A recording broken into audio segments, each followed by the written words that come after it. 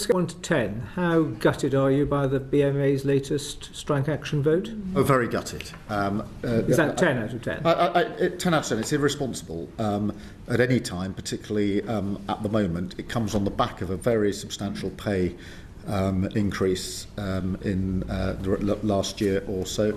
There's a deal that we put on the table that could have been taken forward, and so I think it's irresponsible action. Good day and welcome back to British Report. Absolute mayhem has just erupted in the Labour heartlands, and the shockwaves are vibrating all the way to 10 Downing Street. We are talking about a political mutiny that has left Prime Minister Keir Starmer reportedly exploding with rage.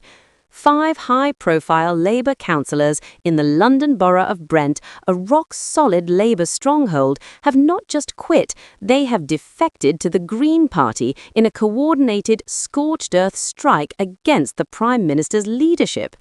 This isn't just a local spat, this is a total ideological collapse. Green Party leader Zach Polanski, standing alongside the defectors, has just declared that his party is ready to bury Labour at the upcoming local elections, branding Starmer's government as broken. With a former cabinet member and a former chief whip among those jumping ship, the message is clear. The Labour broad church isn't just shrinking, it's on fire, and the arsonists are Starmer's own former soldiers. Quick favour, if you want the fastest, sharpest and most unapologetic take on the civil war tearing the Labour Party apart, you need to hit that subscribe button. Over 92% of viewers haven't yet. It's free, takes a second and means the world to us. Thanks if you did. Now back to the show, because the details of this defection are an absolute nightmare for the Prime Minister. The group of 5, which includes heavyweights like former cabinet member Harbi Farah and former chief whip Iman Ahmadi Moghadam, alongside Mary Mitchell, Tony Ethepemi and Erica Gabajimo, didn't hold back in their exit statements. They didn't just walk out, they delivered a stinging indictment of Starmer's entire premiership. They accused the government of copying far-right policy and rhetoric on migration, being complicit in the war in Gaza, and effectively silencing internal dissent through a factional cull. This is the core of the rebellion, a belief that Starmer has abandoned every founding Labour principle of social justice and equality in a doomed attempt to out-reform reform. And this is where Green leader Zach Polanski twisted the knife. He welcomed the defectors at a press conference in Wembley, stating that what we are seeing in Brent is a mirror of what is happening across the country. He warned that the Greens are no longer just a party of protest, they are a party of replacement. He boasted that Green Party membership has absolutely surged, skyrocketing from 70,000 in September to over 180,000 members this December. To put that in perspective, while Labour is reportedly losing a member every 10 minutes, with numbers dropping to around 250,000, the Greens are catching them up at a terrifying rate.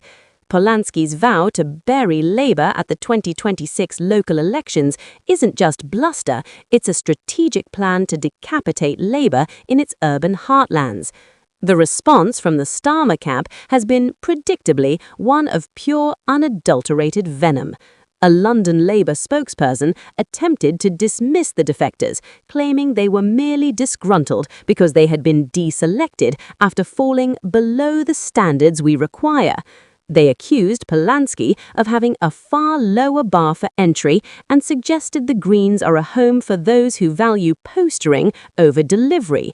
But this "you're not quitting, you're fired" defense feels incredibly thin when you realize that 4 of these individuals were senior figures in the local party. It's a classic Starmer-era move. Purge the left, then act surprised when they take their supporters and their seats to a rival party. The political reality is that Starmer is now fighting a two-front war. On his right, Nigel Farage and Reform UK are eating into his working-class vote. On his left, Zach Polanski and the Greens are cannibalizing his progressive base. This Brent defection is the first major crack in the dam. The rebels have made it clear they no longer believe Labour is a route to change, but rather something that is actively harmful.